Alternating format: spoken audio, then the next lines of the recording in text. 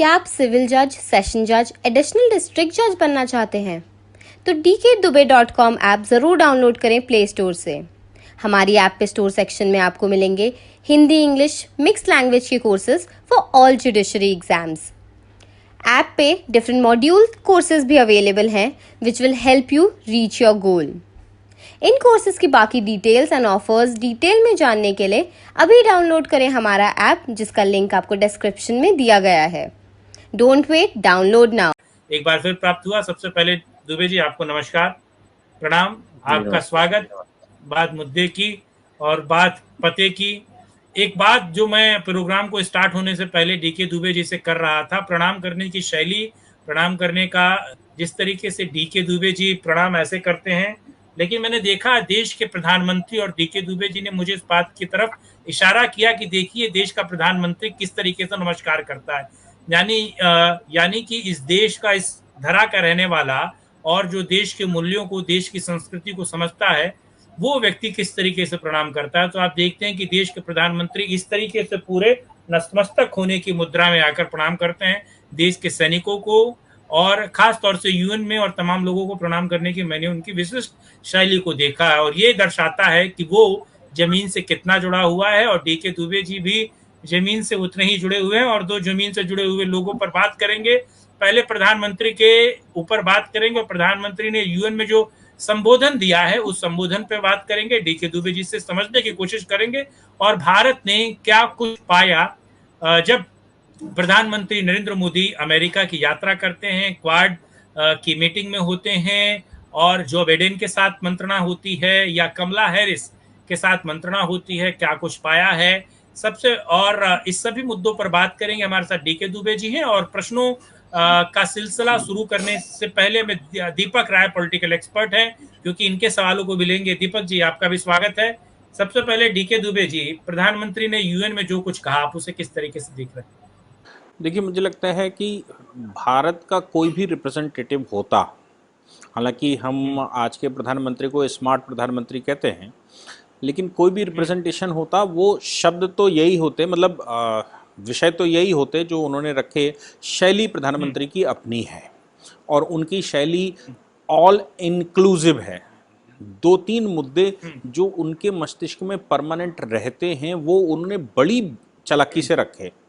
जैसे वो इन्वेस्टमेंट लाना, भारत में इन्वेस्ट करना, भारत की प्रोग्रेस रिपोर्ट देना, ग्रीन एनर्जी पर बात करना, आतंकवाद पर बात करना, वैक्सीन पर बात करना, और सबसे इम्पॉर्टेंट बात जो वो एक बहुत बड़ा गोल कर गए वो ये है पीपल ऑफ इंडियन ओरिजिन की बात करना। तो आप सोच सकते हैं कि मुझे नहीं लगता कि संसार का कोई भी कंट्री ऐसी चर्चा करता है कि उस देश का कोई भी सनातन व्यक्ति वहाँ से छोड़कर चला गया हो और जाने के बाद किसी दूसरे कंट्री में बस गया हो, वहाँ उसने सत्ताएं धारण कर ली और उसको लेकर भारत के प्रधानमंत्री कोई चर्चा करें, मतलब उस देश के प्रधानमंत्री कोई चर्चा करें। भारत के एक ऐसे अकेले प्रधानमंत्री जिन्होंने कहा कि पीपल ऑफ इंडिया, भारतीय मूल का कोई भी व्यक्ति संसार के किसी भी कोने में गया, उसने उस हिस्से को फलाया फुलाया और उसका डेवलपमेंट किया और भारतीय संस्कृति का परिचायक हुआ और उसने विश्व के कल्याण के लिए काम किया। उसने अपनी भारतीयता कभी नहीं छोड़ी।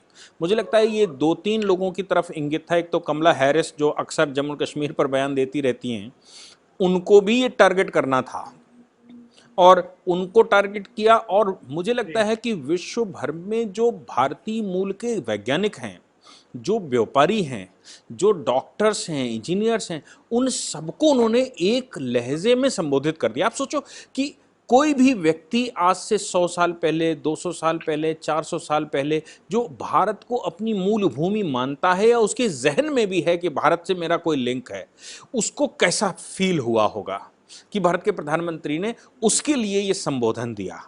तो मुझे लगता है कि उनका टारगेट जो लगातार है और वो ये है कि मैं उन लोगों को भारत में लाऊं, उनके द्वारा विकास किया गया है, उनका इन्वेस्टमेंट भारत में लाऊं, भारत में उनके द्वारा डेवलप की हुई टेक्नोलॉजी का इस्तेमाल किया जाए, भारत में वो टेक्नोलॉजियां दें, वो साइंटिफिक रिसर्चें दें और भारत को भी मदद करें, भारत के लोगों को, भरतवंशियों को अपना वंश माने।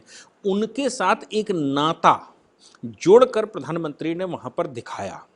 दूसरा, एक्सट्रीमिज्म पर जिस प्रकार से चर्चा की, मुझे लगता है बड़े काबिल तारीफ है। पाकिस्तान ने तो सीधा जम्मू कश्मीर की बात की एक रिकॉर्डेड वीडियो सुनाकर, लेकिन भारत के प्रधानमंत्री ने ना चीन का नाम लिया, भारत के प्रधानमंत्री ने पाकिस्तान का नाम लिया, लेकिन भारत के प्रधानमंत्री ने ये ज़रूर कह दिया है कि जो आग लगाएगा उसके हाथ भी जले गए। यानी कि उन्होंने कहा कि जो आतंकवाद को बढ़ावा देने वाले देश हैं वो देश भी उससे बाहर रहेंगे, ये नहीं कहना चाहिए उन देशों में भी आग ज़रूर लगेगी। इंडिकेशन मुझे लगता है सीधा पाकिस्तान की तरफ है, क्योंकि अफ़गानिस्तान में सत्ता कब्जा करने के बाद जो जिस प्रकार से तहरीके तालिबान पाकिस्तान ने वहाँ एक्शन दिखाना शुरू किया है, पख्तूनख्वा में या फिर मैं कहूँ बलूचिस्तान के हिस्से में, या जो घोषणाएं करनी शुरू की पाकिस्तान हमारा ही हिस्सा है, क्योंकि इस्लाम का एक स्वाभाविक कैरेक्टर है। क्योंकि तालिबानी लड़ाके, या लड़ाके कहना ठीक नहीं होगा, तालिबानी आतंकवादी 20 साल पाकिस्तान में रहे, और 20 साल पाकिस्तान में रहे तो पाकिस्तान को अब स्वाभाविक उनको अपनी भूमि लगने लगी होगी। तो सत्ता तो उन्होंने अफगानिस्तान से हासिल की, लेकिन कब्जा अब कहाँ करेंगे? कब्जा करेंगे पाकिस्तान पर। तो प्रधानमंत्री ने पाकिस्तान को इस बात के लिए आगाह भी किया और साथ में कहा कि भाई यूएनओ में अपनी परमानेंट सीट के लिए जो क्लेम करना चाहिए, यूएनओ में जो हमारा क्लेम है कि भाई हमें परमानेंट सीट मिलनी चाहिए, वो बड़ी बेबाकी से उन्होंने कह दिया कि भारत की प्रेसिडेंटशिप में हमने जो ग्लोबल मॉडल तैयार किया था उसको ध्यान रखना चाहिए।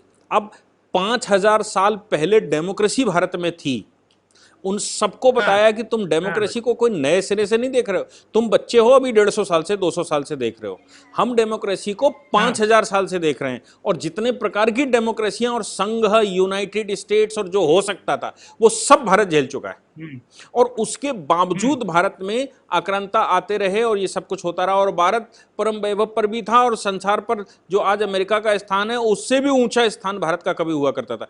ये सब मैसेज एक लाइन से भारत ने उनको दे दिया, प्रधानमंत्री ने उनको दे दिया। तो इसके साथ साथ उन्होंने ये भी बता दिया कि देखिए, भारत किसी से लड़ने मिलने वाला व्यक्ति नहीं है, लेकिन भारत एक ऐसा डेस्टिनेशन है संसार में जो सबके लिए काम आ सकता। मेड इन इंडिया की बात भारत में कर दी उन्होंने, मेक इन इंडिया की बात भारत में कर दी कि आइए और भारत में बनाइए वैक्सीन, आइए हम सबको आह्वान करते हैं। आप सोचो, यूएनओ के मन से किसी के दिमाग में आया होगा क्या ऐसा कि ये आह्वान कर दिया जाए कि भाई आइए और भारत में बनाइए, और भारत में मैन पावर है, भारत में संसाधन है, भारत में डेस्टिनेशन है, तो चाइना का जो इन्वेस्टमेंट है उसको वहां से उखड़ेगा तो स्वाभाविक डेस्टिनेशन क्या होना चाहिए संसार में? चाइना से विश्व विरत हो रहा धीरे धीरे करके, और चाइना से हटेगा तो कहां जाएगा? तो आह्वान यूएनजीए के मंच पर कर देना, ये मुझे लगता है उनकी शैली भी है, और उनका जो आकर्षण का बिंदु है, जिस प्रकार से वो कहते हैं अपनी बात, वो उन्होंने उसमें कर दी। तो मुझे लगता है एक ऑल इंक्लूसिव भाषण था वो, और ऑल इंक्लूसिव भाषण विश्व के बहुत कम कंट्री ऐसा अपने सारे मुद्दे 12-13 मिनट में रख दें, ये संभव नहीं होता है। लेकिन भारत के प्रधानमंत्री, लेकिन दुबे जी इसमें एक चीज मैं एक चीज जोड़ रहा हूं। आप देखिए, अब उन्होंने बंगाल का जिक्र किया, आपको पता है नोबेल प्राइज मिले साहब को जिक्र किया, उन्होंने इसमें चाणक्य का जिक्र किया और चाणक्य को लेकर यूएन पे ही सवाल उठा दिया। आप देखिए, चाणक्य का जिक्र करके यूएन पे सवाल उठा दिया, ये भी अपने आप में अद्भुत है दुबे जी, अपने आप में अद्भुत है। और वो सवाल कोई सामान्य सवाल नहीं है। उन्होंने कहा, चाणक्य ने कहा, समय पर समय के निर्णय ना लिया जाए तो समय ही बर्बाद कर देता है। तो ये बता दिया कि अगर यूएनएससी को सही न किया गया आज की तारीख में, तो ये यूएनएससी ही तुम्हारी विनाश का कारण बनेगा, क्योंकि जो 200 से ऊपर देश हैं, तुम 5 लोग मिलकर संसार चलाना चाहते हो, 200 देश एक तरफ बैठे हुए हैं, वो 200 देश कहीं ना कहीं तो ये मानते ही हैं कि भाई ये जो हब है वो क्रिश्चियन कंट्रियों का है। आपको मैं एक बात बताऊं कि ओपनहेम ने एक बुक लिखी। ओपनहेम एक इंटरनेशनल राइटर था। ओपनहेम कहता था कि the principles established by the civilized nation, ये इंटरनेशनल लॉ है। तो principle established by the civilized nation. अब सवाल ये पैदा होता है सिविलाइज्ड नेशन कौन है?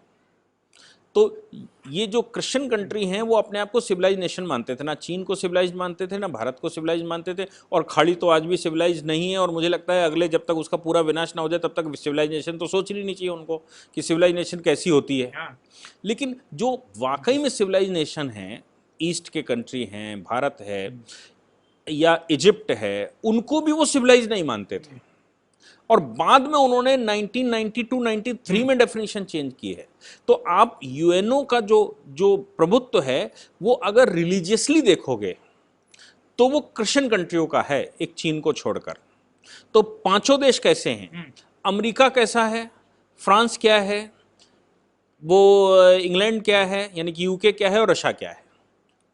चारों के चारों क्रिश्चियन कंट्री हैं।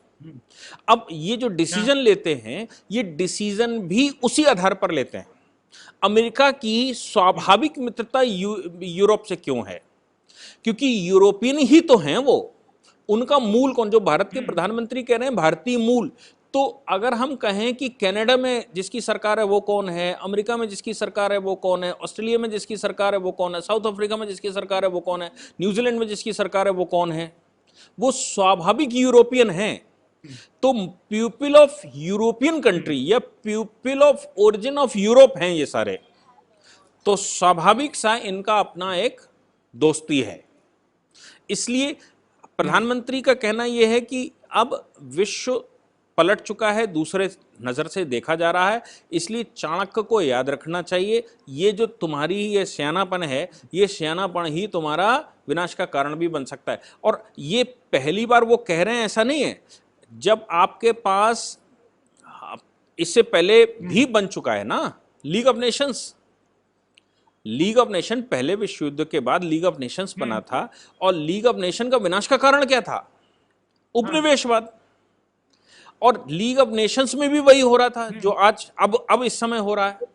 और फिर लीग ऑफ नेशन रहते हुए भी सेकंड वर्ल्ड वॉर हो गया, और बहुत समय नहीं लगा सेकंड वर्ल्ड वॉर होने में, केवल 20 साल का फर्क आया। 20 साल में सेकंड वर्ल्ड वॉर हो गया। अब की बार तो तब भी हम कहें कि भाई 70 साल खिंच गए हैं, लेकिन सिचुएशन वैसी फिर से आ रही है।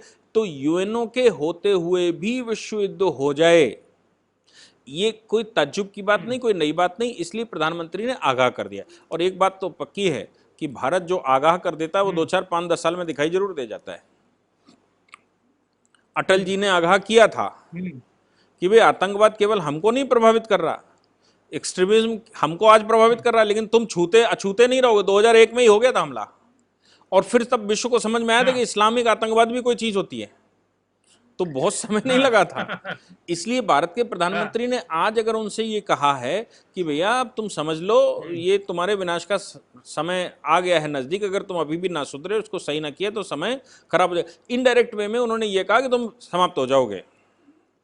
और ये तो विश्व की नियति है कि वो भाई सत्ता कभी किसी के हाथ में आती है, और अपनी ही गलत नीतियों की वजह से समाप्त होता है देश, और दूसरे उभर कर आते हैं। दीपक राय जी, दीपक जी आप अपना सवाल पूछिए। दुबे जी, जो भारत और अमेरिका रिलेशन का जो संबंध है, तो कभी कभी ऐसा नहीं लगता कि हम बहुत अधिक ओवर डिपेंडेंट हैं अमेरिका पे? हर चीज़ के लिए हम अमेरिका के पास पहुंचते हैं।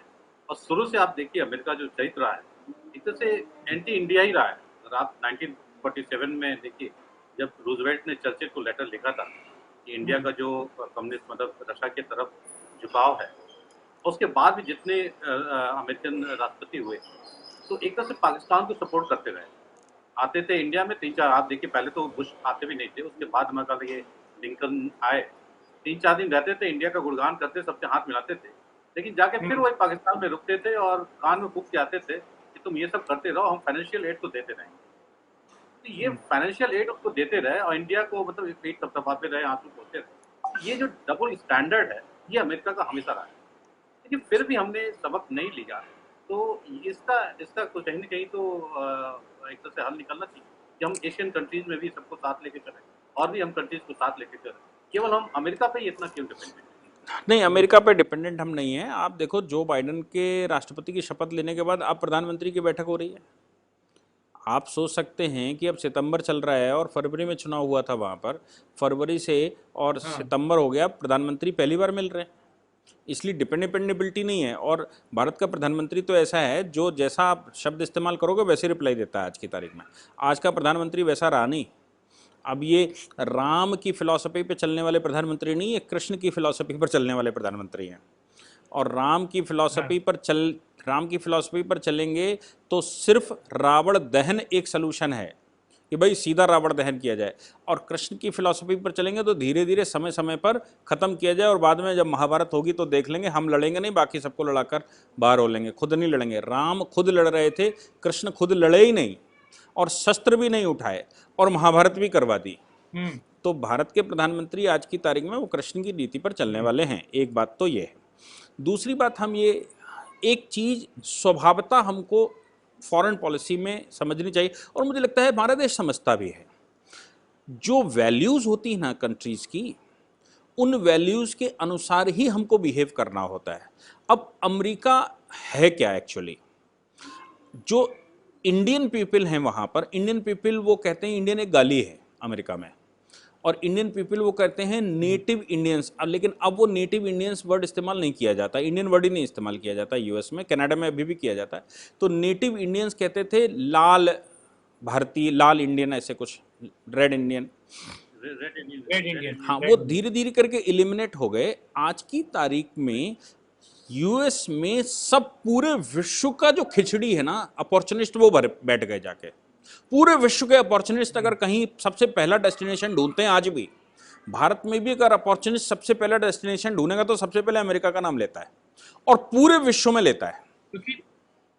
क्योंकि वहां पर वो लोग ज्यादा हैं, वो हो गए हैं, और वो हैं जो कहते हैं कि साहब वो अंदर से तो कम्युनिस्ट होते हैं, लेकिन आपको वो दक्षिणपंथी दिखाएंगे, सेंट्रल टू राइट दिखाएंगे, लेकिन ज्यादातर वोक हैं, और वोक का अड्डा पूरा अमेरिका बन गया है, मुझे जो लगता है। नहीं, आप मुझे ऐसे बताइए ना, दिल्ली क्या है?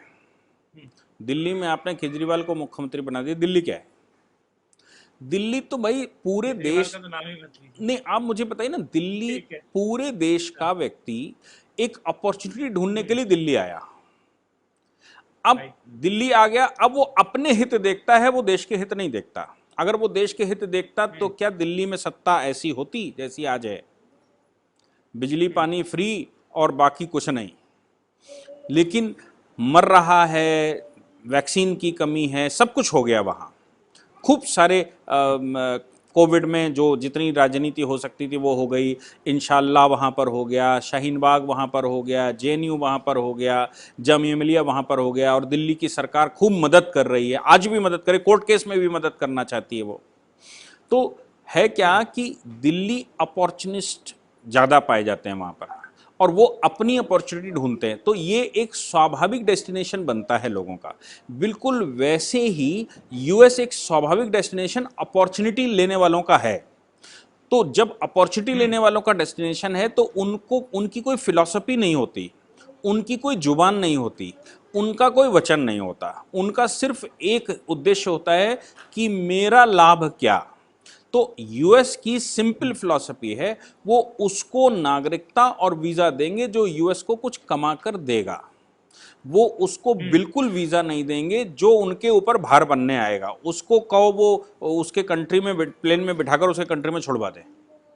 उनको मानवता से बहुत लेना देना नहीं है, ये उनका स्वभाव है। तो अब क्या है, उस स्वभाव के तहत वो विश्व में किसी के साथ भी रिलेशन बनाते हैं तो उनका पहला उद्देश्य होता है कि मेरा लाभ क्या है, और मेरा जहां लाभ नहीं है वहां अफगानिस्तान बना देंगे, मरने वाला मरे, हमसे कोई लेना देना नहीं, क्योंकि अफगानिस्तान में हमको कुछ मिल नहीं रहा, हमारा जा रहा है इसलिए हम छोड़कर चले आए। वो आदमी को मार रहा है, इंसान को मार रहा है, अड़ोसी पड़ोसी को मारेगा, मेरे से क्या लेना देना। और उस समय उनको लगता था कि अफगानिस्तान में बैठने से उनको कुछ लाभ मिल जाएगा, तो वो बैठ गए, लेकिन वो छोड़कर भी उसी तरह चले गए। तो अब अमेरिका के भारत से संबंध की जब बात करेंगे तो अमेरिका तो ऐसा ही है पूरे विश्व में, किसी के लिए भी, हमारे लिए नहीं। अमेरिका तो पूरे विश्व में सबके लिए ऐसा ही है। और ये तो पक्की बात है कि जो सिद्धांत पर नहीं चलेगा धन वो कमाएगा, तो धन भी उनके पास है, क्योंकि धन का सबसे ज़्यादा नुकसान तो सिद्धांतों से होता है। हम कहते हैं धन नहीं चाहिए और ये हाथ का मैल है और छोड़ दो और धन से क्या होगा, लेकिन वो उनके लिए तो धन ही है सब कुछ। जब उनके लिए धन सब कुछ है तो वो उनकी एक सिंपल पॉलिसी है कि वहाँ की जो गवर्नमेंट है, जो सेंट्रल गवर्नमेंट है, सेंट्रल गवर्नमेंट का अपनी कमाई का साधन क्या है। तो यूएस को सामान्यतः समझना चाहिए वो एक एग्रीमेंटल स्टेट है, मीन्स दे आर 38 स्टेट्स, 38 देशों का एक समूह है। ये हमेशा ध्यान रखना चाहिए, 38 देशों का समूह है, अमेरिका एक देश नहीं है। मतलब यूएसए जिसको कह रहे हैं वो यूनाइटेड स्टेट्स ऑफ अमेरिका है, जिसमें 13 स्टेट तो ओरिजिनल हैं जॉर्ज वॉशिंगटन वाले, और 37 स्टेट ऐसे हैं जो एग्रीमेंट से उनके साथ आ लिए, यानी कि उन्होंने एक गठबंधन बना लिया। जैसे आप यूरोपियन यूनियन बना लिया, जैसे यूएसएसआर बना था, जैसे आसियान बना, जैसे सार्क बना, जैसे एससीओ बना, वैसे ही सबसे पहले गठबंधन शुरू करने वाले यूएस के लोग हैं। तो वो 38 देशों का एक समूह है और हर एक देश इंडिपेंडेंट है। याद रखिएगा 3 विषयों को छोड़कर, 3 विषय एक्सटर्नल अफेयर्स केंद्र की सरकार के पास है, डिफेंस केंद्र की सरकार के पास है, और कम्युनिकेशन केंद्र की सरकार के पास है। ये 3 विषय छोड़कर केंद्र की सरकार के पास कुछ नहीं। आपको याद होगा डोनाल्ड ट्रंप ने खाड़ी के देशों पर बैन लगाया था, तो वहां की एक डिस्ट्रिक्ट कोर्ट ने उसके आदेश को खारिज कर दिया था। डिस्ट्रिक्ट कोर्ट की, उसके लिए सुप्रीम कोर्ट जाने की जरूरत नहीं पड़ी। उसने कहा मेरे स्टेट की पॉलिसी ये नहीं है जो तुम बता रहे हो, क्योंकि हमारा जो तुम्हारा एग्रीमेंट हुआ है उस एग्रीमेंट के तहत आप किसी भी कंट्री को केवल रिलीजन के नाम से मना नहीं कर सकते। और डोनाल्ड ट्रंप ये सोच रहे थे कि मैं यूनाइटेड स्टेट का प्रेसिडेंट हूं इसलिए कर दूंगा। उन्होंने कहा तुम प्रेसिडेंट हो 3 मामलों के लिए, सारी दुनिया के मामलों के लिए नहीं, इसलिए उन्होंने खारिज किया। तो अब उनके पास सिर्फ 3 सब्जेक्ट है। तो अब वो उनकी कमाई का मेन साधन क्या है, कैसे कमाएंगे? मेन कमाई का साधन है एक्सपोर्ट ऑफ डिफेंस इक्विपमेंट, और उनके पास दूसरा कोई काम नहीं है, यह भी याद रखिएगा। उनकी सेंट्रल गवर्नमेंट के पास कंट्री के अंदर करने के लिए कुछ नहीं है। उनके पास केवल विदेश फॉरेन अफेयर्स देखेगा, पूरे विश्व से वो बात करेगा और वहां अपने हथियार बेचेगा, हथियार बेचकर अर्निंग करेगा, उस अर्निंग से फॉरेन पॉलिसी, उस अर्निंग के लिए फॉरेन पॉलिसी बनाएगा कि अमेरिका का लाभ कैसे हो सकता है। तो वो जब भारत में आएगा तो भारत में ये सोचकर आएगा कि मेरे से हथियार सबसे ज्यादा कौन ले सकता है। तो अब अमेरिका में जब अमेरिका भारत के साथ बैठेगा तो भारत तो रशिया के साथ दोस्ती उसकी अच्छी है और भारत खुद भी इनोवेशन कर लेता है, तो प्योर उनका इंपोर्टर कौन हो सकता है। तो जब तक भारत के साथ बैठेगा नहीं तब तक पाकिस्तान उसका अच्छा कस्टमर नहीं बनेगा। इसलिए वो पहले भारत आएगा और पाकिस्तान को घुड़की दिखाएगा, तब पाकिस्तान उसका अच्छा कस्टमर बनेगा। और पाकिस्तान जैसे ही वो पहुंचेगा तो उनसे हथियार खरीदेगा, F-16 खरीदेगा, F-15 खरीदेगा, जो भी वो खरीद सकता है वो खरीदेगा। और खरीद लिया, इसके प्रॉफिट जो हुआ उस प्रॉफिट से कुछ हिस्सा पाकिस्तान को मदद करेगा उसी में से, और पाकिस्तान को अपने इस्तेमाल में लाएगा कि तुम मेरे लिए क्या कर सकते हो, क्योंकि पाकिस्तान के सामने मजबूरी है। इसलिए आपको ये लगता है ये उनकी पॉलिसी है और ये पक्का है कि आज वो हमारे साथ खड़े हुए हैं, उनकी मजबूरी है, क्योंकि उनका इस समय विश्व का सबसे बड़ा दुश्मन अगर कोई है तो भारत का पड़ोसी चाइना है, और चाइना वो सीधा कंट्रोल वहां से नहीं कर पाएंगे। इसलिए उनको एक ऐसा साथी चाहिए यहां जो चाइना को डिस्ट्रॉय कर दे। और भारत की समस्या क्या है? भारत के पहले प्रधानमंत्री तो चीन को अपना दोस्त मानते थे, चीन के द्वारा किया गया कुछ भी, तब भी यूएनओ में वो सदस्यता उनको दिलवाए थे, परमानेंट सीट दिलवाए थे कम्युनिस्ट चाइना को। लेकिन आज का प्रधानमंत्री ये कह रहा है अगर तुम देख रहे हो कि भारत से तुमको लाभ है तो हम भी देख रहे हैं कि आज की तारीख में तुमसे हमको लाभ है।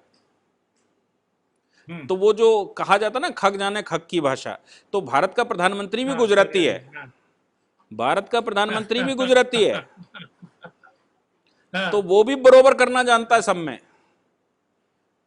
जो गुजरात का बेसिक प्रिंसिपल है ना, हर बात बात में कहता है बरोबर, यानी कि अब ठीक हो गया सब, तुम्हारा हमारा बराबर हो गया कि नहीं। तो भारत का प्रधानमंत्री प्योर अहमदाबादी है, और आज की तारीख में वो अहमदाबादी नुस्खा, वहां पे तुम इकोनॉमिक हो तो वो भी इकोनॉमिक है। तुम अगर अपॉर्चुनिटी ढूंढते हो तो भारत का प्रधानमंत्री भी अपॉर्चुनिटी ढूंढता है। और जिस दिन उस अमेरिका ने कहा कि ईरान के साथ तुमको तेल नहीं खरीदना चाहिए, ईरान के पोर्ट का डेवलपमेंट नहीं करना चाहिए, उसमें यूएनओ के में वोटिंग करते समय भारत ने अमेरिका के अगेंस्ट वोटिंग कर दी। आप समझ रहे हैं? क्योंकि तेल मेरी आवश्यकता है, तुम्हारे कहने से हम तेल नहीं रोकेंगे। वो पोर्ट जो है मेरी आवश्यकता है, क्योंकि हमें रास्ता चाहिए, तो हम अफगानिस्तान जा नहीं सकते, क्योंकि जम्मू कश्मीर का वो हिस्सा जो पाकिस्तान के कब्जे में है वो अफगानिस्तान से रास्ता खोलता था हमारा, इसलिए हम वो रास्ता अपना नहीं सकते। और जो चीन रास्ता बना रहा है, इंटरनेशनल रूट, जिसको हम कभी सिल्क रूट भी कहा करते थे, जो वन रोड वन इनिशिएटिव की बात करता है, वो रास्ते का एक ऑप्शन हमें चाहिए। तो उस ऑप्शन के लिए हमें ईरान में घुसना पड़ेगा समुद्र के रास्ते से, और ईरान में घुसते हुए फिर हम सीधा वो रास्ता खोल रहे हैं रशा, और रशा से यूरोप जा रहे हैं। हमें इन कंट्रियों की जरूरत ही नहीं है, अफगानिस्तान और पाकिस्तान की। तो उसके लिए हमें ईरान जाना है। अब ईरान पर भी अगर बैन लगा देगा अमेरिका, तो हमारी तो पॉलिसी धराव हो जाएगी चाइना के खिलाफ। तो हमने कहा कि नहीं, हम उनका पोर्ट भी डेवलप करेंगे, हम उनके साथ संबंध भी बनाएंगे, उनका तेल भी खरीदेंगे। अब तुमको लगता है कि भारत के साथ संबंध तोड़ने तो तोड़ लो, क्योंकि भारत का प्रधानमंत्री ये भी जानता है कि श्रीमान जी तुम संबंध तोड़ नहीं सकते, क्योंकि चाइना के खिलाफ तुमको मेरी आवश्यकता है, तुम चाइना का कुछ नहीं कर पाओगे बिना मेरे। अब मेरा मतलब समझ रहे हैं? ये वो बात है कि एक हीरो खड़ा है और एक विलेन खड़ा है। हीरो के एक व्यक्ति को विलेन ने पकड़ के रखा और सर पर बंदूक रखी है। अब जीतेगा कौन? जो पहले टूट जाएगा।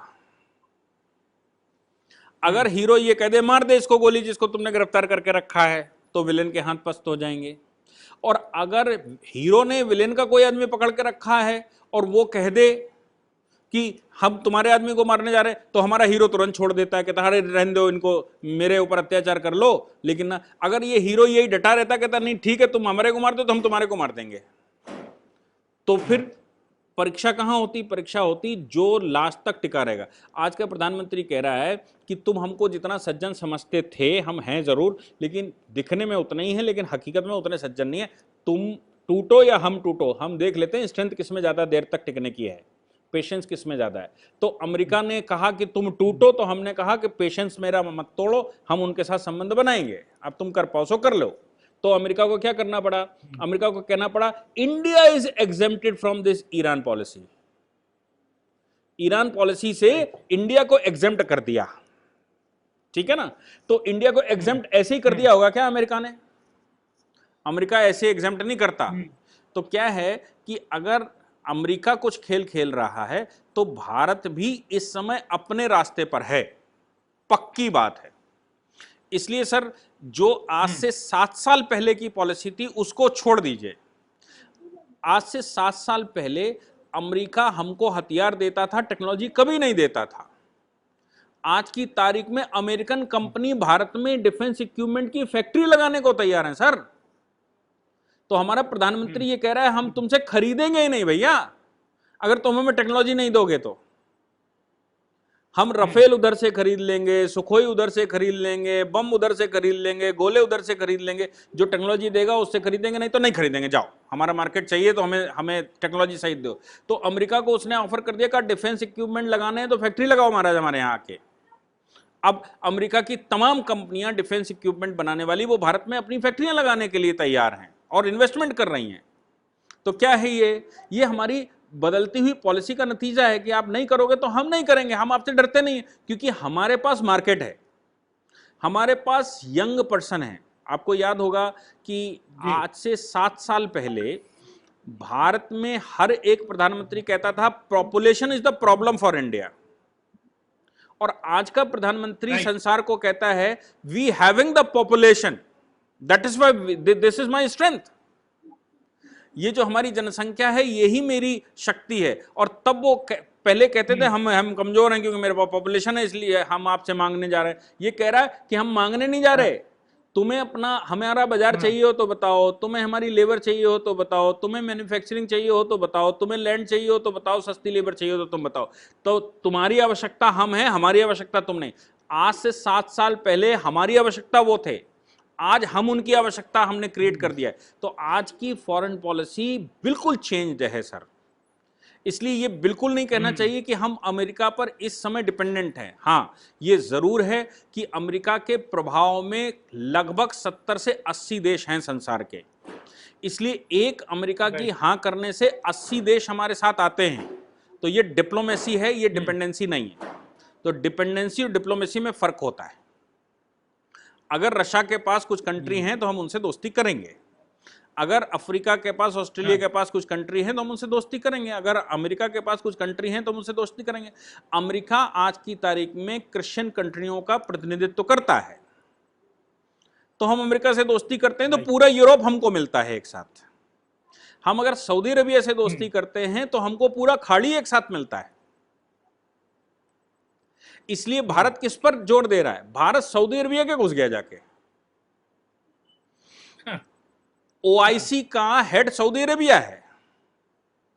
तो पाकिस्तान का प्रधानमंत्री को कल ये स्टेटमेंट देना पड़ा कि भैया हमें निराश किया है सऊदी अरेबिया ने, क्योंकि सऊदी अरेबिया ने लीबिया की बात की, सऊदी अरेबिया ने मिस्र की बात की, लेबनान की बात की, सूडान की बात की, लेकिन आपने जम्मू और कश्मीर की बात नहीं करी। जबकि हमने आपको 133 पेज का एक चिट्ठा लिखा था, बोले ये पढ़ लो, ये बोल देना हमारे लिए, लेकिन वो नहीं बोला।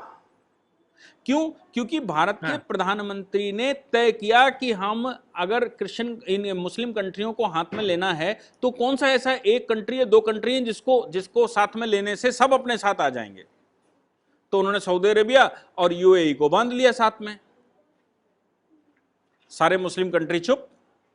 वैसे ही क्रिश्चियन कंट्रियों को चुप करना है जो 80 से ऊपर देश हैं, तो आपको अमेरिका को साथ रखना पड़ेगा आज की तारीख में। तो ये डिपेंडेंसी नहीं है, ये डिप्लोमेसी है।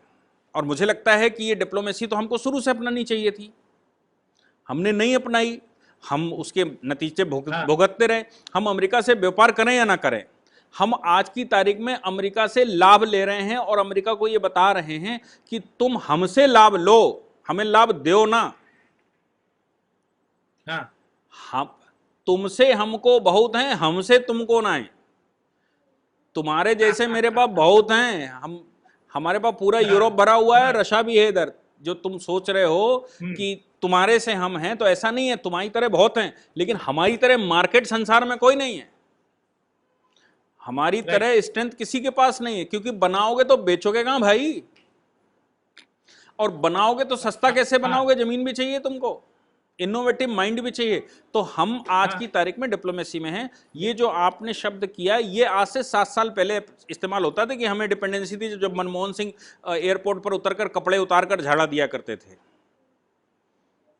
आज की तारीख में आपका प्रधानमंत्री ऐसा नहीं करता। सवाल पर भी आऊंगा दुबे जी, मैं कार्ड वाले सवाल पे भी आऊंगा, आपकी बात भी पूरी करूंगा, लेकिन इसमें एक चीज जोड़ दूं।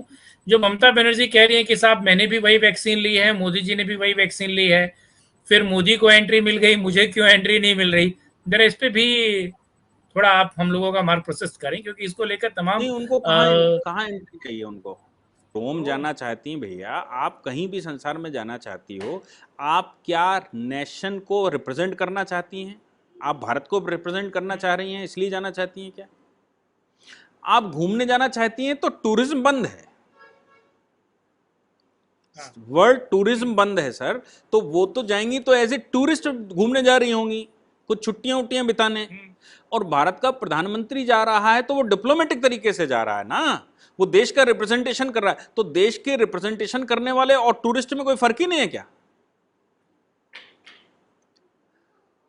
तो आवश्यकता और टूरिज्म, इन दोनों में फर्क है। इसलिए ममता बनर्जी को यह सोचना चाहिए कि टूरिस्टों के लिए वर्ल्ड अभी खुला नहीं है, लेकिन डिप्लोमेट्स के लिए वर्ल्ड खुल गया है। इसका वैक्सीन तो एक प्राइमरी कंडीशन है, लेकिन मोदी से कंपेयर करती हो वो अगर अपने आप को, तो फिर वो अपने आप में अपनी ही फजीयत करवा रही है संसार में, और कुछ नहीं कर रही।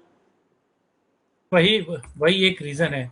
मैं क्वाड के भी सवाल पर आऊंगा, लेकिन एक छोटा सा सवाल मैं आपसे पूछ रहा हूं कमला हैरिस लगातार भारत के विरोध में या फिर इलेक्शन कैंपेन के दौरान आपने देखा वो किस तरीके से पाकिस्तान को लेकर, या फिर आप कहें कि खास तौर से वहां पर जो एक लॉबी है जो पाकिस्तान को टो करती है उसको लेकर बात की, 370 को लेकर बात की, जम्मू कश्मीर को लेकर बात की, यहाँ तक कि आप देखिए ये जो तथाकथित किसान आंदोलन है उसको लेकर उन्होंने अपना पक्ष रखा। क्या आपको लग रहा है कि मोदी जी के साथ मुलाकात और उसके बाद मोदी जी के ही बातों में बात मिलाना, यानी कि उसी बात को कहना जो मोदी जी चाह रहे थे, आपको लग रहा है मोदी का जादू चल गया? फिर मैं दीपक जी के सवाल पे आपने बाली के बारे में सुना क्या? बाली के बारे में सुना था क्या? रावण जैसा परम विद्वान और महारथी भी बाली के कांख में 6 महीने रहा, क्योंकि बाली का एक खास बात थी कि सामने वाले का बल छीन लेता था, उसको वरदान था। मोदी जी में डिप्लोमेटिक तरीके से ये वरदान है। आज जो बाइडन उनसे 4 फीट दूर बैठे थे, क्योंकि उनको मालूम है मोदी के औरे में आ गए तो ट्रंप बन जाएंगे और घुसे चले जाएंगे, इसलिए ट्रंप नजदीक बैठे थे, बाइडन नजदीक नहीं बैठे। आप देखिए बाइडन मोदी जी के 2 हाथ दूर बैठे हैं, क्योंकि उनको मालूम है कि इनका औरा बड़ा खतरनाक है, इनके नजदीक जाने का मतलब ये अपने में समेट लेंगे। और कमला हैरिस नजदीक रख के बात कर रही थी, तो कमला हैरिस का जो बल है, जो उनकी डिप्लोमेसी है, वो मोदी के आगे खींचना स्वाभाविक था, इसलिए खींच लिया। दूसरा, विश्व परिवेश भी बदल गया है इस समय।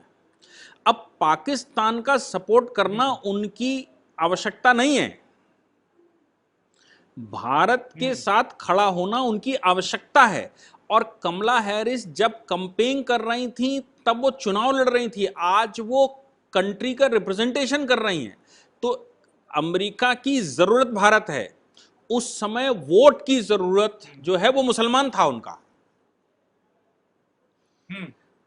जो डेमोक्रेट्स हैं ना, डेमोक्रेट्स और रिपब्लिकन में फर्क समझिए।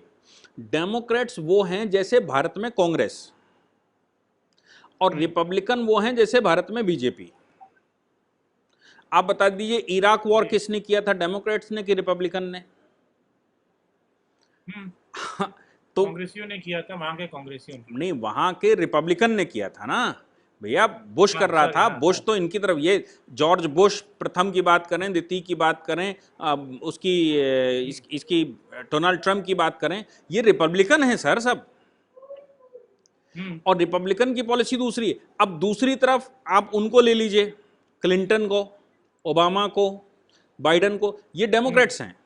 तो डेमोक्रेट्स जो हैं वो मुस्लिम इंक्लाइंड हैं, उनको मुस्लिम उनका वोट बैंक है, लेकिन रिपब्लिकन का वोट बैंक मुस्लिम नहीं है।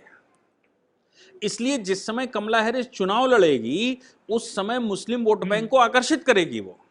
लेकिन आज वो उपराष्ट्रपति है, उपराष्ट्रपति अमेरिका की जरूरत भारत है, इसलिए आज वो वैसी बात नहीं करेगी। चुनाव में जाएगी फिर ऐसी बातें करेगी, लेकिन अभी नहीं करेगी।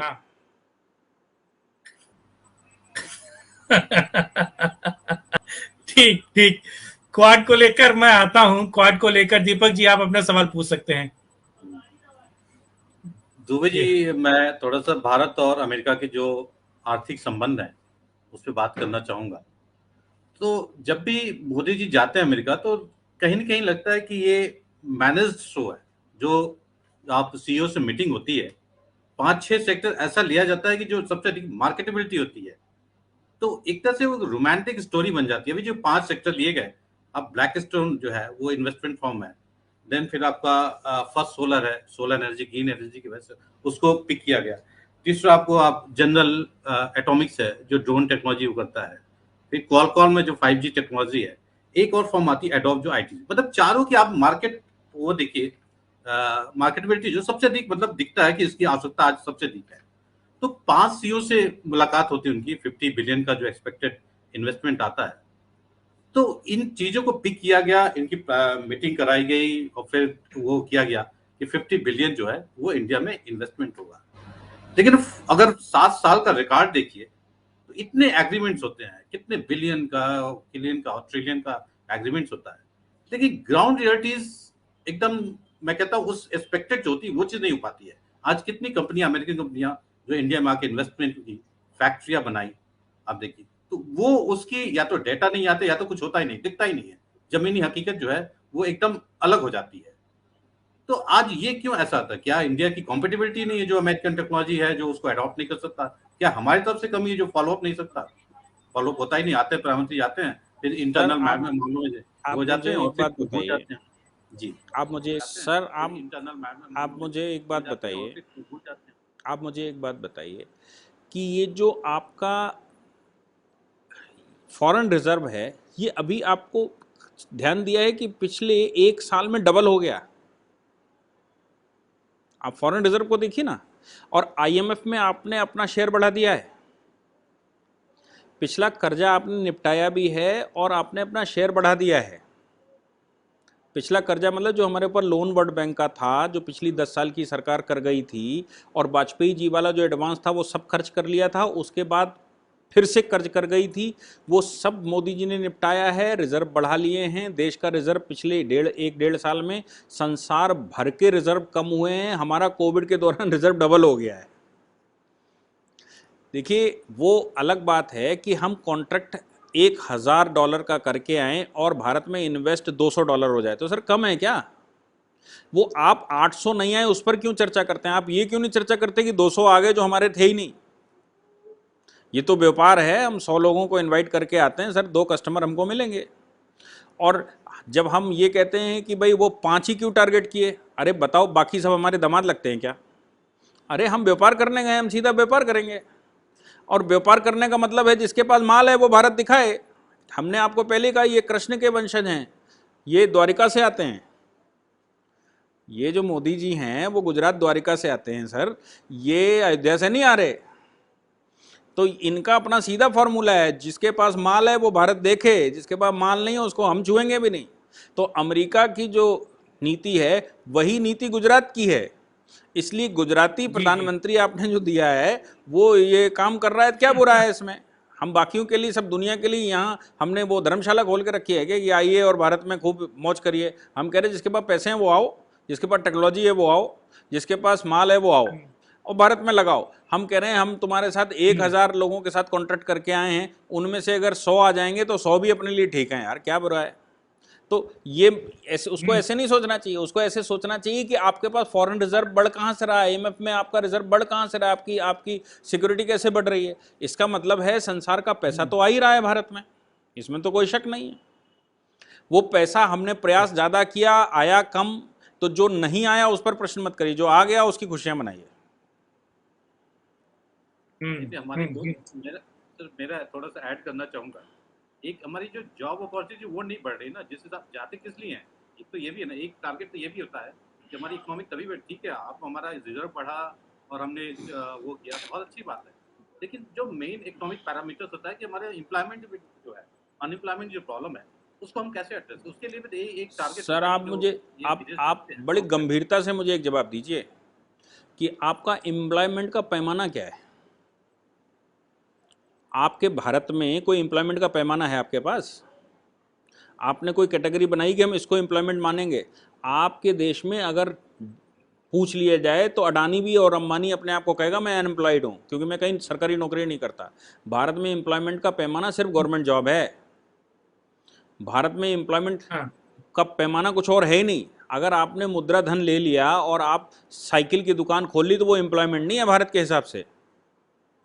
मैं जो कर रहा हूं मैं अनएम्प्लॉयड हूं। सर मैं आपको बताता हूं रिसेंट बात, 2-3 दिन से मैंने, मेरी कार जो है वो पुरानी थोड़ी हो गई, समस्या कभी कभी खड़ी करती है, 4-5 साल हो गई, तो मैंने कहा एक नई गाड़ी ले लेते हैं।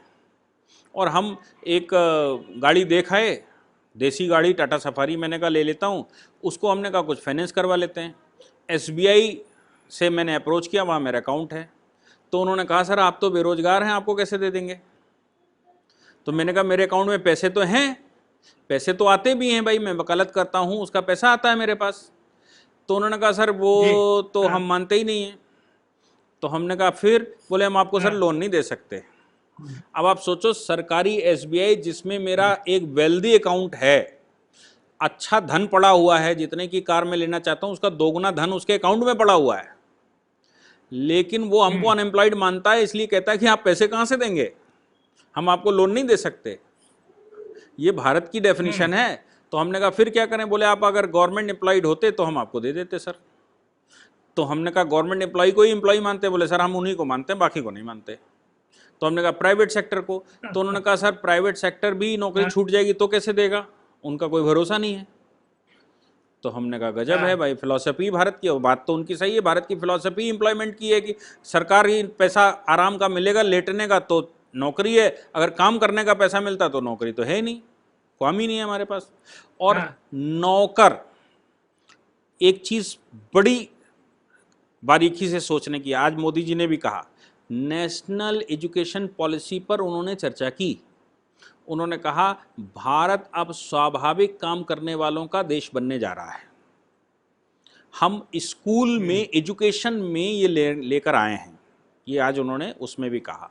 तो हम चाहते हैं कि भारत में नौकर शब्द इस्तेमाल ना करे आदमी, भारत में मालिक इंटरप्रेन्योर क्यों ना बने, और भारत में जो इंटरप्रेन्योर बनेगा वो सर एम्प्लॉयड नहीं है अभी भारत की, अभी आज की डेफिनेशन में। जो अपने लिए लाख 2 लाख 4 लाख 5 लाख रुपए भी महीने पैदा करता है वो एम्प्लॉयड नहीं है। तो आप जो बात कह रहे हो कि जॉब अपॉर्चुनिटी, ये कम्युनिस्टों की फिलॉसफी है सर, और कम्युनिस्टों की सिंपल फिलॉसफी है कि गवर्नमेंट सैलरीड हो तो एम्प्लॉयड हो, गवर्नमेंट सैलरीड नहीं हो तो एम्प्लॉयड नहीं हो, भले ही आप करोड़पति होंगे। भाई हम खेती करते हैं, हम मशीनें लगाए हुए हैं, हम ट्रैक्टर चलाते हैं, मेरे पास 2 गाड़ियां हैं जिनको हम किराए पर, ये एम्प्लॉयमेंट नहीं है क्या? लेकिन भारतीय परिभाषा में क्या है ये? हरियाणा चले जाइए, मंत्री अपने लड़के को सरकारी चपरासी बनाना चाहता है। बहुत लोगों ने मुझे बताया कि हरियाणा में, मैं कहता हूँ अरे भैया ये तो मिनिस्टर साहब हैं, इनका लड़का तो इसके लिए जॉब, तो वो कहते नहीं सर सरकारी नौकरी मिल जाए, चाहे चपरासी बन जाए, मिनिस्ट्री छोड़ दो, नौकरी मिल जानी चाहिए सरकारी, यही हमारी डेफिनेशन है। हमने कहा भैया इनके पास 500 किल्ला जमीन है, 200 किल्ला 100 किल्ला जमीन है, ये नौकरी ढूंढ रहा, कह रहा 100 किल्ला तो अनएम्प्लॉयड है, नौकरी तो इसको चाहिए चाहे चपरासी मिल जाए। आप सोच सकते हो 100 किल्ला जमीन वाला व्यक्ति चपरासी की नौकरी ढूंढना चाहता है। और हरियाणा में वो, मैंने मतलब कुछ हरियाणा की केवल एक बात नहीं है, देश में एक बड़ा समूह ऐसा है जो कहता है मैं आईएएस नहीं बनना सर, हमें नौकरी दे दो, केवल हमें एसएससी पास करवा दो। तो ये जो एम्प्लॉयमेंट की डेफिनेशन है, वो डेफिनेशन पहले आप सर रिव्यू करिए, उसके बाद बताइए कि इन्वेस्टमेंट आने पर क्या हुआ क्या नहीं हुआ, तभी मुझे लगता है सही परिभाषा कर पाएंगे, नहीं तो बड़ा मुश्किल हो जाएगा।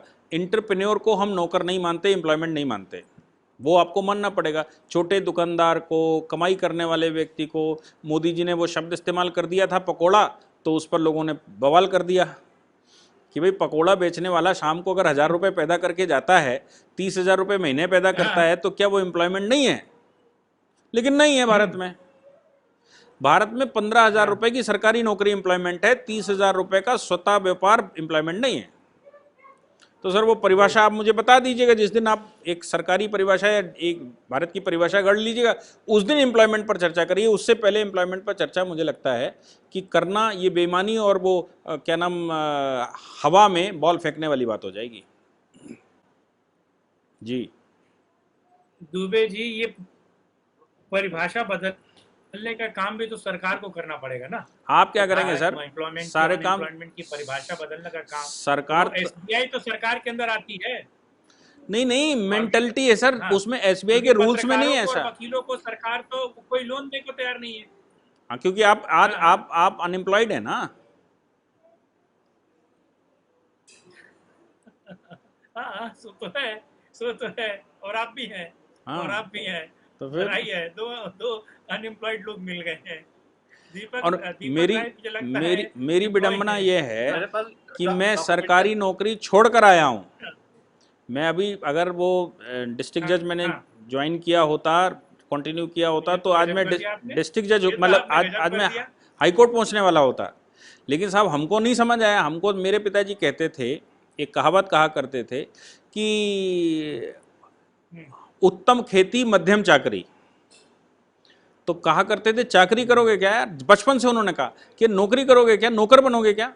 मेरी दादी कहती थी अरे नौकर बनेगा, ये नौकर बनना है क्या तुझे, अरे पढ़ो लिखो अपना काम करो, कुछ देश के लिए करो, कुछ अपने लिए करो, क्या ये नौकरी करोगे। मैं कहलवाना नहीं चाहता मेरे बच्चे नौकर हैं कहीं, वो मेरा स्वभाव था। अब हम एग्जाम क्वालिफाई कर लिए तो भी दिमाग में वही बात रही है, नौकर बनोगे क्या, हटाओ यार अपना काम करेंगे। और मैं डिस्ट्रिक्ट जज रहता और हाई कोर्ट भी पहुंच जाता, जितनी वो सैलरी देते हैं उससे ईश्वर की कृपा से ज़्यादा कमा लेता हूँ, अच्छा कमा लेता हूँ। लेकिन मैं अनएम्प्लॉयड हूँ, ये पक्की आज एसबीआई वालों ने मुझे कल ही बताया था। मुझे बहुत दिनों पहले से पता है। बहरहाल चलिए, मैं क्वाड पे भी आता हूँ और दुबे जी ने अपना दर्द बताया, वो दर्द मेरे पास भी है। मैं भी 20 सालों से उसे लेकर ढो रहा हूँ और हमें कोई भी बैंक, प्राइवेट बैंक भी नहीं मानता है जी। और ये जो तमाम बैंक होम लोन देते हैं, जिसमें बजाज है और ये डीएचएफएल है और तमाम है, ये एचडीएफसी सब, पीएनबी हाँ सभी है। हाँ, ये सारे के सारे साहब हमको मानते हैं कि आप पैसे देने लायक नहीं है, भले हम उसे लौटा दें, वापस दे दें, वो देने लायक नहीं। बहरहाल ठीक है, ये मुझे लगता है ये परिभाषाएं बदलनी चाहिए और सरकार को एसबीआई को कम से कम बात करनी चाहिए कि एसबीआई चीजें बदलेगा तो बाकी बाकी बैंक्स भी बदलेंगे। हाँ, ये लाइट नोट पर इस बात को छोड़ते हैं। क्वाड पर आता हूँ सर, आपको क्या लगता है कि क्वाड में अब वो दम है या वो दम नहीं है? क्योंकि जियोपॉलिटिकल उससे अगर आप देखें तो चाइना को घेरने के लिए ही क्वाड की स्थापना हुई थी और उससे भी ज्यादा इकोनॉमिक संबंधों को और ज्यादा मजबूत करने के लिए, और जो सप्लाई चेन में चाइना एक तरीके से दादागिरी दिखा रहा था उसको ठंडा करने के लिए क्वाड की स्थापना हुई थी। आपको लग रहा है कि ये जो मीटिंग है इससे कुछ बेहतरी निकल के आएगी? तो ये जो बाकी का एक्सटेंशन हो रहा है वो मूल उद्देश्य नहीं है। मूल उद्देश्य है कि चाइना से हम लड़ेंगे कैसे, चाइना की इस दादागिरी को कैसे हम डिफेंड करेंगे। तो इंडियन ओशन हमारे पास है, साउथ चाइना सी में जापान बैठा हुआ है, उसके सामने समस्या है, सिंगापुर के सामने भी समस्या है, उधर ऑस्ट्रेलिया के सामने भी समस्या है। तो इनको मिलाना और यूएस का साथ आना, तो यूएस मुझे लगता है कि एक बड़ी भूमिका इसलिए उसमें अदा कर रहा है क्योंकि रास्ता बिजनेस के लिए उनको भी चाहिए, और चाइना अगर सब पर कब्जा कर लेता है तो आगे भविष्य गड़बड़ है। बाकी अब हम उस पर जब संगठन बन ही गया है तो हम बहुत सारी चर्चाएं और भी कर लेते हैं, पार्ट बाय पार्ट, उसके बाय साइड। लेकिन मूल उद्देश्य जो है वो एक डिफेंस की जैसे नाटो टाइप का है, वैसे ही हम ये क्वाड बनाए हैं। अब इसमें और कंट्री को इन्वॉल्व करना है नहीं करना है, ख़ास तौर से चाइना घुस रहा था हमारे यहाँ, बांग्लादेश में घुसा और बांग्लादेश के माध्यम से उसने खाड़ी को घेरने का कोशिश किया कि वो बे ऑफ बंगाल में घुस आएगा। उधर उसने क्या नाम, मालदीव से दोस्ती करनी शुरू करी, मॉरिशस से दोस्ती करनी शुरू करी, श्रीलंका से दोस्ती करनी शुरू करी। ये आज के आपके प्रधानमंत्री का अपना आभा मंडल है कि चाइना की जो दोस्ती जिस लेवल पर इन कंट्रियों के साथ थी आज से 7-8 साल पहले, वो सब उन्होंने साइड कर दी और क्वाड अब हैवी होकर सामने आ गया। और क्वाड की खास बात यह है कि बीच में हमने जापान को भी छोड़ दिया था चाइना के प्रभाव में। आपको याद होगा 2007 में हमने क्वाड की एक्सरसाइज करनी बंद कर दी थी, मालाबार एक्सरसाइज बंद कर दी थी। क्यों? क्योंकि चाइना कहता था कि ये हमारी संप्रभुता के खिलाफ है। मोदी जी जब बैठे दोबारा तो मोदी जी ने फिर से वो सब शुरू किया। अभी भी जो ओरिजिनल क्वाड था वो भी शुरू नहीं हो पाया, उसमें सिंगापुर को आना बाकी है। सिंगापुर का आना चाहिए, सिंगापुर को आना चाहिए। दूसरा मुझे लगता है कि जो और दूसरे उधर के देश हैं उनमें 2-4 को और बढ़ना चाहिए, तब ये अपने मूल स्थिति पर पहुंचेगा। तो जो ओरिजिनल बना था उसमें सिंगापुर आज भी नहीं है। इसलिए बाकी के जो इश्यूज़ हैं वो सब इश्यूज़ हैं। मेन जो इशू है वो है कि चाइना की साउथ चाइना सी में और इंडियन ओशन में जो दखल था उस दखल को दूर करवाना, और उसमें हमें लगता है हम सफल होते दिखाई दे रहे हैं क्वाड के माध्यम से। चाहे आप बात मैं अगर कहूँ कि ताइवान की बात कर लूँ तो ताइवान तो अब तक चीन ने खा जाना था अगर क्वाड ना होता तो। ताइवान अपना अस्तित्व खो देता। जापान को भी कुछ आइलैंड जापान खो देता। हालांकि जापान तो सबसे बड़ा लूज़र सेकेंड वर्ल्ड वॉर का है संसार में। आधा चाइना 30 से 40% आज का चीन जापान ही है 1945 का, जो उन्होंने मंचूरिया और ये सब कब्जा करके रखा है। लेकिन वो पूरा जापान को हड़पना चाहता होगा, इसलिए वो साउथ चाइना सी में प्रभाव दिखाकर और जापान के रास्ते बंद करना, उसको ब्लॉकेज करना, ये एक इंटरनेशनल पॉलिसी होती है कि आपको लैंड लॉक कर देना और ब्लॉकेज कर देना, सी ब्लॉकेज। तो चाइना इस चक्कर में था कि जापान और कोरिया के सी ब्लॉकेज अगर हम कर देंगे तो जापान अपने आप टूट जाएगा, और टूट जाएगा तो फिर कभी न कभी हमारे पास ही आ जाएगा और हम उस पर कब्जा कर लेंगे। यही वो ताइवान को लेकर सोचता है। लेकिन क्वाड ने चीन के ये ख्वाब तोड़ दिए, और ये ख्वाब चीन के तोड़ दिए हैं। तो चीन इसलिए क्वाड के सबसे ज़्यादा विरोध में, अगर वो किसी के है संसार में, तो वो क्वाड के खिलाफ है। और वो 2006-07 में भी हुआ था, उस समय भाई मनमोहन सिंह की सरकार थी, ये पीछे हट गई थी। आज मोदी जी की सरकार है, वो और ताल ठोक कर सामने आ रहे हैं और कह रहे हैं कि भाई हम जापान को भी ले लेंगे। इन्होंने जापान बंद कर दिया तो उन्होंने कहा जापान को भी लेंगे, सिंगापुर को भी लेंगे। तो क्वाड अपने, मुझे लगता है कि क्वाड जो अपना जो ओरिजिनल वर्क है वो अपना पूरा कर रहा है, उसमें हमको संशय नहीं करना चाहिए। जी दीपक राय जी। दुबे जी, मैं इसी से थोड़ा सा आगे बढ़ूंगा क्वाड से। ये अभी ऑक्स बना है 15 सितंबर को, जो अमेरिका ने डिक्लेयर किया कि ब्रिटेन और ऑस्ट्रेलिया के साथ जो हिंद प्रशांत में एक तरह से पीस के लिए, शांति के लिए एक ये बनाया। उसमें वो इंडिया और जापान को इंक्लूड नहीं करना चाहता। तो कहीं ना कहीं लगता है कि वो क्वाड को कहीं ना कहीं वो डायलूट करना चाहता है, इसको नए ग्रुप को बना के। ये संभव है। क्वाड में एक्चुअली चारों देशों में सुप्रीमेसी इंडिया की है। इंडिया सुपरसीड करता है पूरे क्वाड को, और बिना इंडिया के क्वाड चल नहीं सकता। इसको प्रेशर में, भारत को प्रेशर में कैसे लिया जाए, उसका ये तरीका संभव है कि उन्होंने अपनाया हो कि आप डरिए और हमारे सामने झुकिए, क्योंकि भारत के प्रधानमंत्री झुकने को तैयार नहीं किसी विषय पर। भारत के प्रधानमंत्री आंख से आंख मिलाकर बात करना चाहते हैं और इक्वल ट्रीटमेंट चाहते हैं। वो उनकी नज़र में अमेरिका और भारत में कोई फ़र्क नहीं है। इसीलिए वो लगातार स्टेटमेंट देते हैं, आपकी डेमोक्रेसी, हमारे जो वैल्यूज़ हैं वो एक सी हैं, आपकी डेमोक्रेसी हमारी डेमोक्रेसी, आपकी ओल्डेस्ट हमारी फाइनेस्ट, और ये सब करते हैं। लेकिन ये आवश्यक नहीं कि अमेरिका को अच्छा लगे। इसलिए ये संभव है कि वो उनके साथ मिलकर ये करना चाहते हों। हालांकि ब्रिटेन जो है वो ओशन का स्पेशलिस्ट आज से नहीं है, 400 साल से है। ब्रिटेन ने पूरे वर्ल्ड पर कब्जा अगर किया तो सिर्फ एक ओशन के दम पर किया था। तो ब्रिटेन का साथ में लेना और ऑस्ट्रेलिया का साथ में लेना एक नई गणित हो सकती है, लेकिन भारत की सॉवरेन एरिया में जो हिंद महासागर की बात है, उसमें तो केवल क्वाड ही काम कर सकता है। बाकी का संगठन लोग बनाते हैं, और आवश्यकता पड़ेगी अगर हम ये सिद्ध कर पाए कि हमारे बगैर तुम वो भी नहीं चला पाओगे, तो उनकी मजबूरी होगी। तो दबाव में लेने के लिए ये कृत्य किया करते हैं, ये कोई नई बात नहीं है, ऐसे बहुत सारे संगठन बनते रहते हैं। जरा सवाल लेते हैं एक। राकेश परमार आपसे सवाल पूछें। नमस्कार, आप सभी को एक प्रश्न है कि क्या अमेरिका तालिबान से भी ज़्यादा खतरनाक है? मेरा मानना है कि अमेरिका पूरे इंसानियत का दुश्मन है। नहीं, मैंने तो अमेरिका को बताया कि उनकी एक खास बात है कि उनके हित सर्वोपरि हैं, और उसके लिए ना वो रिलीजन मानते हैं, उसके लिए ना वो क्षेत्रवाद मानते हैं, ना रिलेटिव्स मानते हैं, ना किसी से दोस्ती, ना किसी से दुश्मनी। और जो आगे बढ़ेगा उसके वो दुश्मन हैं, स्वाभाविक दुश्मन हैं। रशिया से तो उनकी कोई लड़ाई नहीं थी, रशिया से उनकी बाउंड्री भी नहीं लगती, लेकिन रशिया के खिलाफ 1946 में पॉलिसी बनानी शुरू कर दी थी। सेकेंड वर्ल्ड वॉर ख़त्म हुआ तभी उनको एहसास हो गया था कि रशिया प्रिवेल करेगा एशिया में, क्योंकि शक्ति उन्होंने जो सेकेंड वर्ल्ड वॉर में रशिया की देखी, उससे स्टालिन की चाल ढाल और जो था, उससे उनको लगा कि नहीं, रशिया भविष्य का खतरा हो सकता है। तो उन्होंने तभी भारत रशिया के नज़दीक ना जाए उसके लिए चर्चिल रूजवेल्ट प्रकरण चालू हो गया था। इसलिए उनकी पॉलिसी ये है कि आज के 20 वर्ष बाद भी अगर कोई कंट्री उभर कर आएगा तो हम उसको आज से काटना शुरू कर देंगे।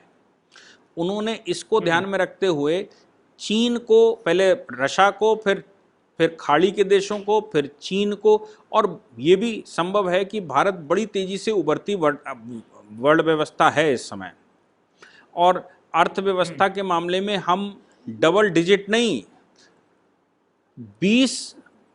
20% क्रॉस कर रहे हैं। हमारी जो जीडीपी है, बहुत सारे जो डिटेल आ रही हैं, वो 17-18% स्वाभाविक जीडीपी का ग्रोथ है भारत का। और अगर ये कोविड ना होता तो 28% तक के फोरकास्ट थे कि 27-28% से भारत की जीडीपी बढ़ेगी। अब 28% से सर आपकी जीडीपी बढ़ेगी 135 करोड़ लोगों की, तो आप सोच सकते हैं कि अमेरिका अगले 10 साल में बराबर आ जाएगा। और अमेरिका 10 साल में बराबर आ जाएगा तो वो आज से कोशिश करेगा कि इनकी जीडीपी कैसे कटेगी। ये मैं मानता हूँ कि इसको खतरनाक और वैसे नहीं सोचना चाहिए, इसको ऐसे सोचना चाहिए कि हमारी भी अपनी पॉलिसी ना, वो अगर चलते हैं तो हम भी चल सकते हैं ना उसी पॉलिसी पर। सीधी सी बात है, जैसा है वैसा संबंध बनाना और अपने लिए इस्तेमाल करना। अगर मैं विदेश मंत्री होता, मैं प्रधानमंत्री होता, तो मेरी एक पॉलिसी है सीधी, जैसा है वैसे से दोस्ती करना और अपने लिए इस्तेमाल करना। हो जाए तो ठीक है, नहीं हो जाए तो जय माता दी, क्या समस्या है? ठीक, सवाल एक और लेते हैं। देखिए, अमित राज तिवारी पूछ रहे हैं, seeing the recent Afghanistan issue, can we trust USA and how are we planning coordinating with France? हाँ, फ्रांस को लेकर एक दिक्कत है। फ्रांस जिस तरीके से निकल भागा, या फिर वो बायलैटरल जो एक बातचीत हो रही थी फ्रांस का निकलना, आप उसे किस तरीके से देखते हैं? नहीं, आप मुझे, दोनों चीजें हैं इसमें। आप अमेरिका और फ्रांस क्यों लेते हैं? मुझे बताइए कि आपके लिए क्या चीन खतरा नहीं है? आपके लिए बांग्लादेश खतरा नहीं है? आपके लिए श्रीलंका खतरा नहीं है? आपके लिए मॉरिशस खतरा नहीं है? आपके लिए मालदीव खतरा नहीं है? छोटे से कंट्री हैं। देखिए, ये जो मैं कहता हूं कि आप किसी एक पर फोकस करिए, नो डाउट, जो आप पर ज़्यादा कंसंट्रेट कर रहा है, बड़े इकोनॉमी पर फोकस करिए, बड़ी पावर पर फोकस करिए, लेकिन जब आप फुटबॉल मैच खेलने चले हैं तो बॉल एक ही है और सबके पास लाते हैं।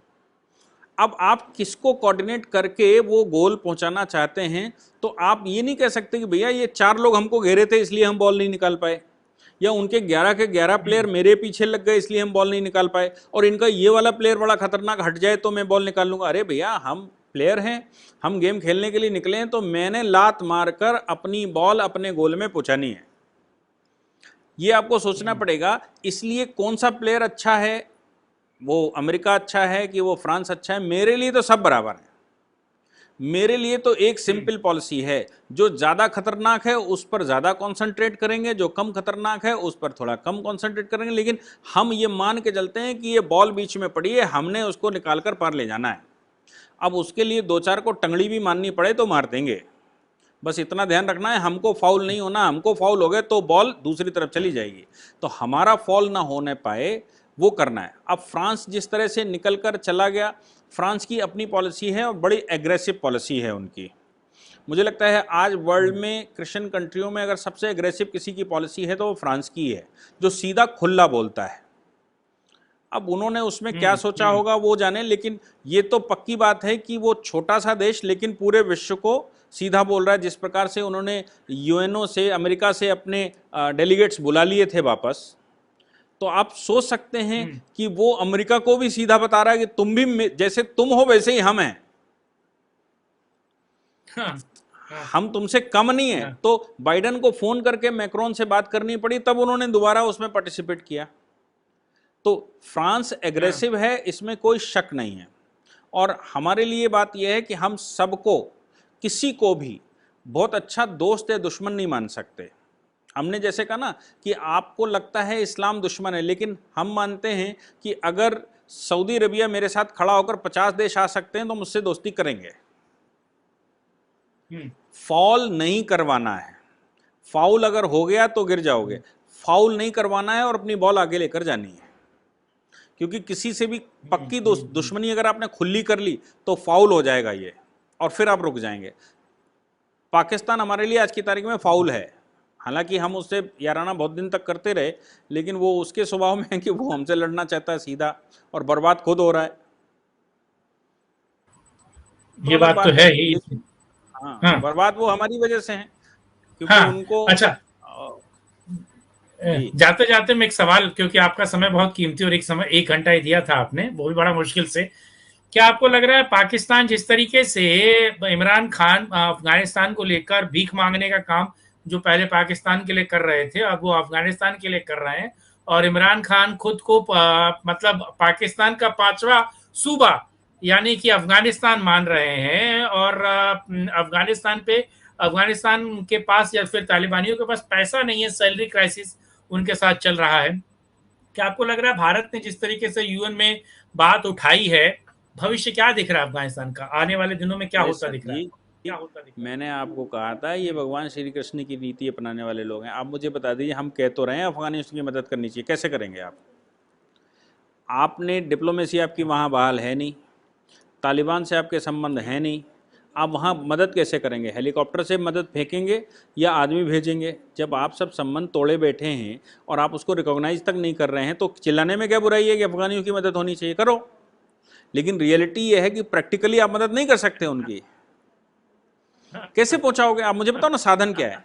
मदद के लिए तो आपको तालिबान से हाथ मिलाना पड़ेगा, तालिबान को देना पड़ेगा। तालिबान को जैसे ही आप देंगे वो रिकॉग्नाइज कर लेंगे आप उसको।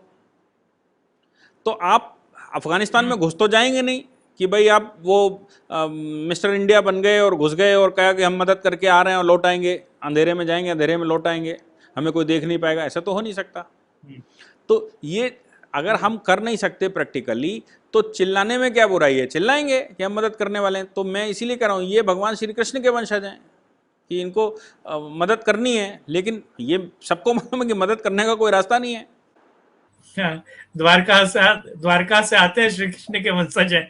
दीपक राय, आखिरी सवाल प्लीज। दीपक जी।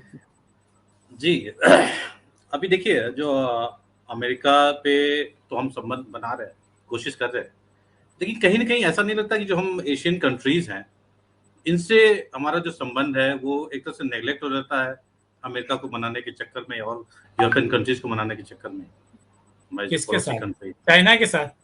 नहीं नहीं नहीं, अभी श्रीलंका हुआ। जी जी।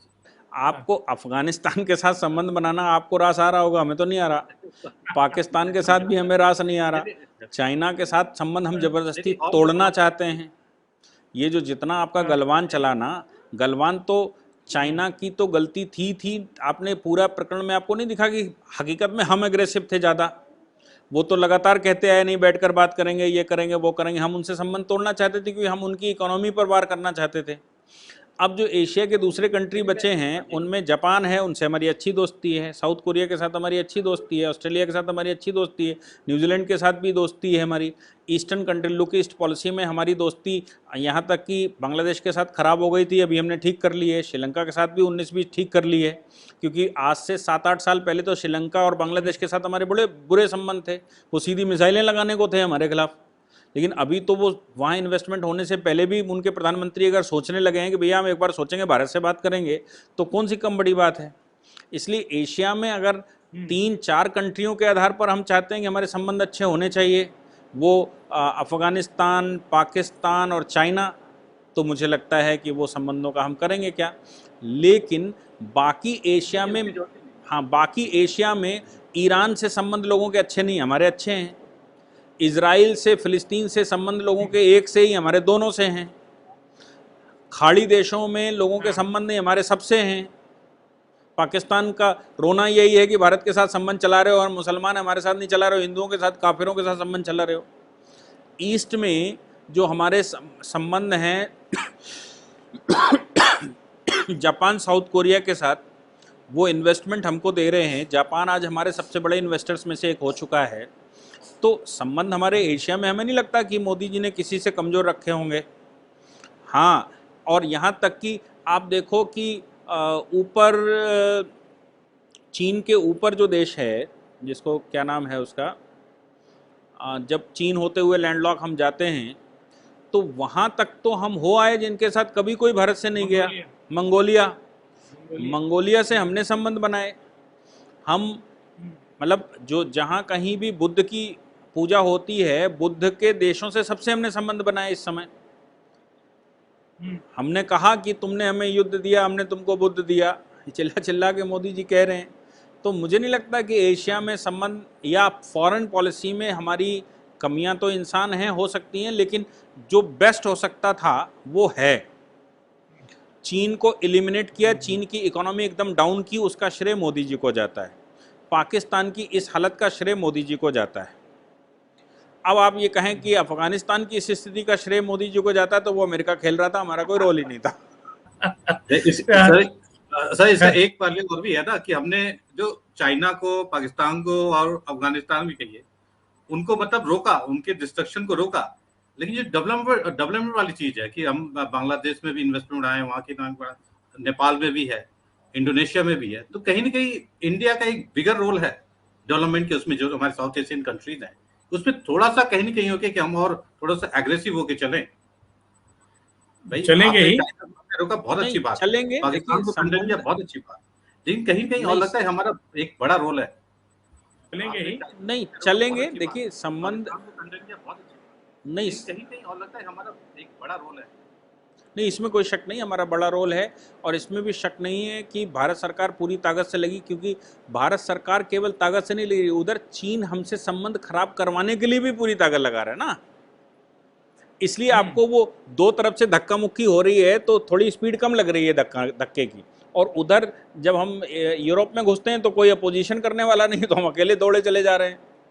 यहाँ पर वो बैठे हैं तो चीन भी उधर से धक्का लगा रहा, हम इधर से लगा रहे हैं, तो फिर भी संबंध हमारे अच्छे हैं, जबकि चीन इतना सारा इन्वेस्टमेंट, इतना पैसा खर्च करना, फ्री में बांटना, सब कुछ कर रहा है।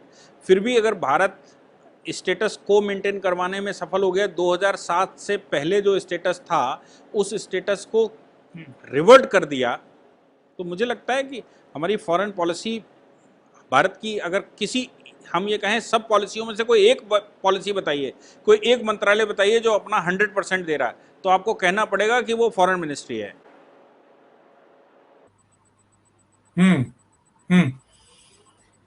दुबे जी, हमने बात शुरू की थी नरेंद्र मोदी के नमस्कार वाले उससे, और जाते जाते, क्योंकि आप एक बहुत बेहतर पॉलिटिकल एक्सपर्ट हैं और देश की राजनीति को बेहतर समझते हैं, वकील हैं, और वकील खास तौर से भाव भंगिमाओं को, जेस्चर एंड पोस्चर्स को बहुत बेहतर समझता है। मैं जरा कल वाले एक जेस्चर पोस्चर्स के बारे में एक आखिरी कमेंट आपसे चाहूंगा, फिर मैं आपसे अलविदा चाहूंगा।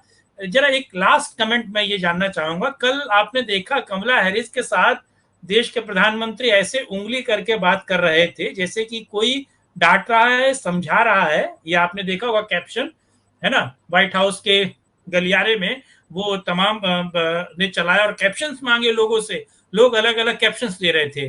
तो मैं डीके दुबे जी से जानना चाहता हूं वो क्या कैप्शन दे रहे हैं। वो जब कल नरेंद्र मोदी कमला हैरिस को उंगली ऐसे दिखा के, जैसे कि बहुत गूढ़ बात, आंखें बड़ी करके, चौड़ी करके समझा रहे थे ऐसे, तो आप उसे किस तरीके से देखते हैं? नहीं, ये तो स्वाभाविक सी बात है कि कोई व्यक्ति अगर इंडियन ओरिजिन की बात करता है और प्रधानमंत्री जी से 16-17 साल छोटी हैं वो, तो प्रधानमंत्री जी का कर्तव्य बनता है कि उनको कुछ समझाएं। भारत में तो ज्ञान देना हमारे यहाँ का स्वभाव है। हमसे कोई छोटा मिल गया तो उसको कोई ज्ञान देने का नंबर आ गया तो फ्री में ही 2-4 घंटे दे आता है। तो भारत के प्रधानमंत्री अगर उनको दे रहे हैं तो क्या बुरा है। हाँ, लेकिन वो कैप्शन बहुत अच्छा था, कैप्शन बहुत अच्छा था। बहुत लोगों ने अलग अलग मीम बनाए। एक ने कहा एक ही नारा, एक ही नाम, जय श्री राम। तो कमला हैरिस के गले में वो जो है वो पहनाकर जय श्री राम, और वो जय श्री राम कर रही है। तो ठीक है, वो मीम्स की दुनिया, लेकिन ये राजनीति की दुनिया, और राजनीति को दुनिया और तमाम अंतर्राष्ट्रीय मामलों को बहुत बेहतर तरीके से समझने वाले, उस पर पकड़ रखने वाले डीके दुबे जी से चर्चा की हमने खास मुद्दे पर, और इस मुद्दे पर डीके दुबे जी ने अपनी बेबाक टिप्पणी और बेबाक राय से चीजों को समझाया बहुत बेहतर। और सबसे खास बात यह है कि इतने बिजी शेड्यूल में वो सत्यपरक भारत को समय देते हैं, और ये मोहब्बत है उनकी, और ये हमारे प्रति उनका प्रेम है जो वो अपना समय देते हैं और हमारे साथ आते हैं, और समय समय पर बड़ा मुश्किल होता है इनको मनाना। हाँ, बहरहाल बहुत बहुत धन्यवाद दुबे जी, साथ आने के लिए, समय देने के लिए, अलग अलग मुद्दों पर बात करने के लिए। आपके ही हिसाब से नमस्कार, जय श्री। जी नमस्कार।